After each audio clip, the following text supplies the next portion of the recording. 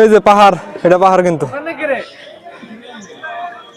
আমি তো ওইখানে যাম না, ওখানে যাম না, সবাই আমাকে ছেড়ে দিতেছে না, যাও না। ওই যে দেখ কয় হাজার ফিট। আলহামদুলিল্লাহ অনেক ভালো লাগলো তো, আর সত্যি ভালো লাগতেছে আমার। প্রতিটা পদে পদে আমরা একটু করে রেস্ট নেবো, রেস্ট নেওয়ার পরে চলে যাবো, ঠিক আছে না?